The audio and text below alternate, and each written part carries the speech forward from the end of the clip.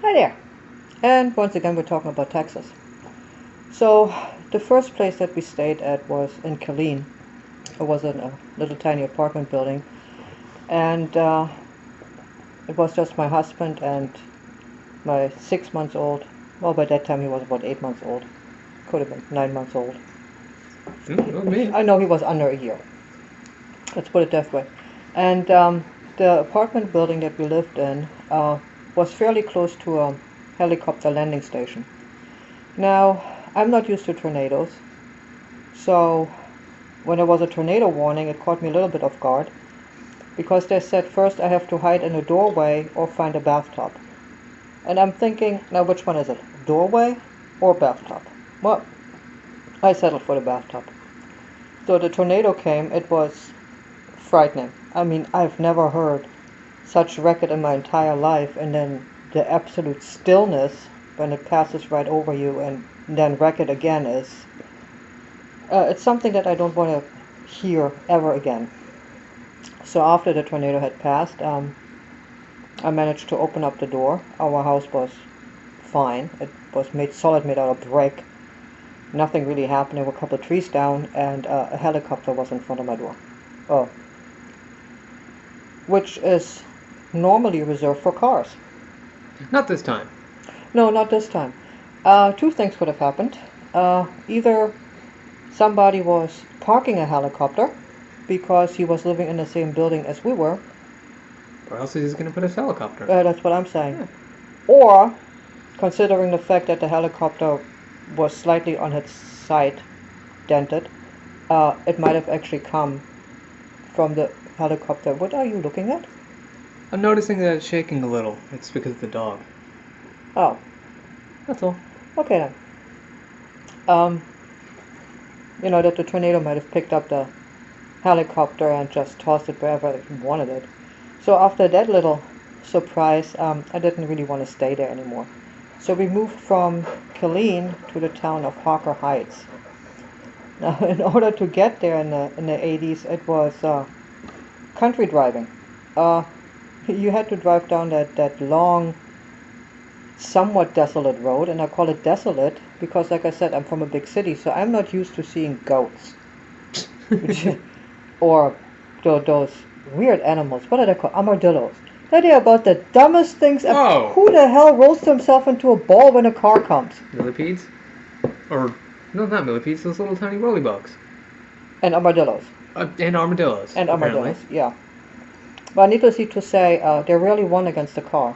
Didn't they have, like, armadillo crossing signs or something? Yes, like they that? had armadillo crossing signs. Yeah. It said slow armadillos. Yeah, well, that's true. I don't know what happened to the fast ones, but They got hit by a car. Well, no, they survived the and they fast ran ones off. survived, the slow ones not so much. Poor things. Yeah. And where we stayed in Harker Heights, we lived in a duplex, and up the road and around the corner, we had a store. Now, I've never seen one of those before in my life. A either. store? You've never seen a store No, before? I've seen a store before, but not this type. It sold live bait and postage stamps and ice cream and groceries and anything you want. Oil. Really? Yeah. Like lice oil for cars? Oil for cars. Lord. Lice remover for the children. What? Flea powder for the dogs. Now, the weirdest thing about that store was it had a freezer. Not an upright one of those, yeah, it looks like a trunk things. And in those freezer, he kept the live bait together with the, nutty chocolate vanilla ice cream. Please tell So- me there was a divider between the ice cream and the live bait. Yes, there was a divider. At least there's that. When he ran out of ice cream. Oh. The lower you dug, you would come across the divider sooner or later. Ugh. So you actually had to pay attention what you were picking up. Otherwise, it would be a surprise coming home, thinking you have heavenly hash in the container and it's actually squiggly worms. So, Jeez. yeah, I know. So that wasn't so much fun. Didn't take long before I found myself pregnant again. Huh. Yeah, I know. So These things happen. yeah, those things happen. So the last time I was pregnant, I had a escort actually driving me to the hospital. This time it was just my husband, and he managed to hit every single pothole that he could find. I don't know if he did that on purpose or what the hell his problem was, but boy was I happy when I ended up in a hospital. This is when you were in labor, right? Oh yeah, I was in full-blown labor. So I was cursing Jeez. to. So I was cursing to begin with. So I Oh mean, yeah, and then he's he hitting just every pothole. yeah, he pretty much tuned me out after the first 10 minutes of cursing. So then he deposited me at the front door, and he took off with the car in order to park it. But you can't leave the car there. Yeah, but he could leave me. Well, you're the one that's having a child. Yeah. You can't drive the car. Yeah, good point. Well, anyway, so toppled over in full-blown contractions, I finally made it into a door, and I just stood there. Well, actually, I was leaning against the wall. And then finally a nurse came and she asked me, what's the problem? What do you think? Yeah, at this point I might have said something not so nice in German. But apparently she got the hint. And they literally stuffed me into a wheelchair. I don't know where the wheelchair were coming from, but yeah, all of a sudden my rear was parked in a wheelchair. They wheeled me off, and I'm like, now what the hell is going on now? Still haven't seen my husband at this point, and I'm like, oh, you know what? I'm just going to start the show without him. Okay. Yeah, so I'm there. And then I noticed, well, finally my husband appeared, and the room was full of doctors, and the doctor that I had kept on disappearing. Actually, a nurse kept on disappearing. Went from one room to the other, one room to the other. What I was not quite aware of was there was another young lady, also in labor, and the two rooms had actually a bet going on who would deliver first. Oh wow. Yes, Who I won? know. Wasn't me. Oh. Yeah. I was not going to give him the satisfaction of doing that. So after that, once again, I got wheeled around. It was all pretty much, it was, I wouldn't say fun, but it was very educational. Like I said, in Germany, you can give birth any which way you want, upside down, hanging from the ceiling, nobody says a word. Apparently, in an American military hospital, they have strict rules. No, you got to do it this way. Oh yeah, you gotta do it this way. Quick and efficient. Yeah, okay. Well. Yeah, keep dreaming, Spot Muffin. Hey. Yeah, that was. It's quicker than having to fill up a pool of water and all that stuff. You just strap them to a bed and hope for the best.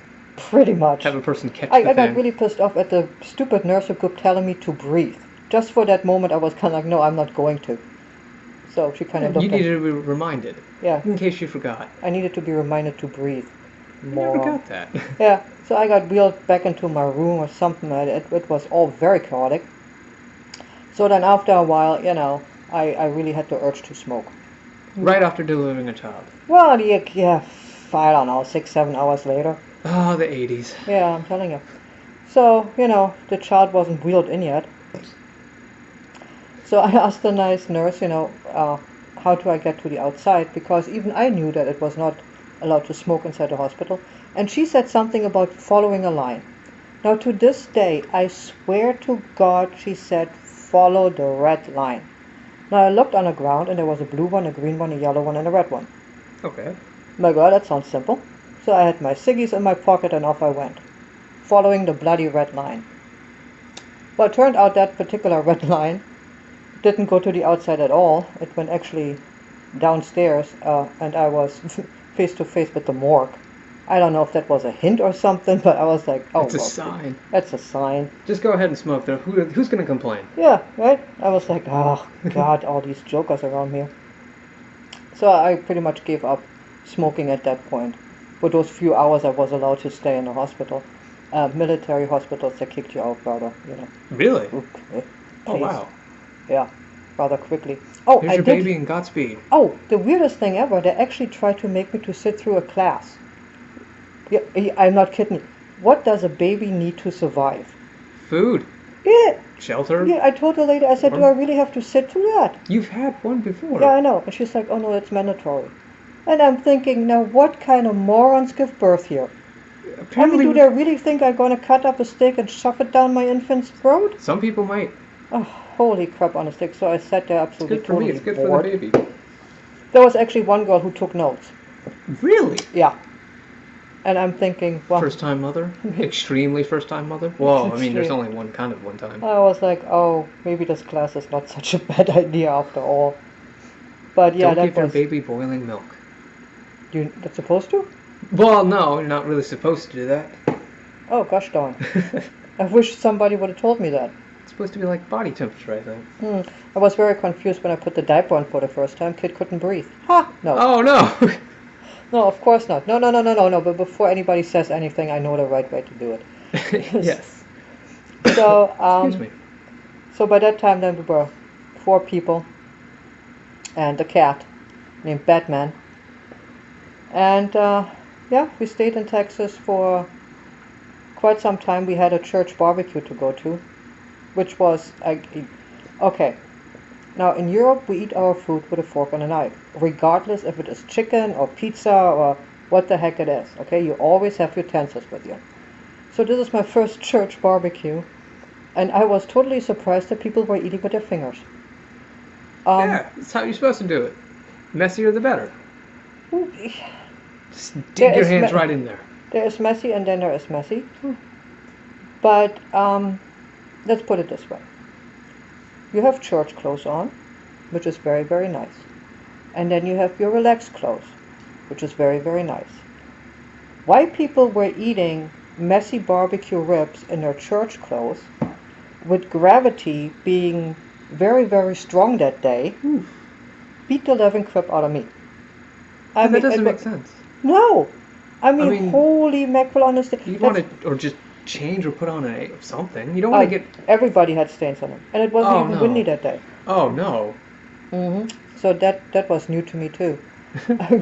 It was very rough, actually. From Texas, we moved back to New York. So we're going to talk about upstate New York the next time around.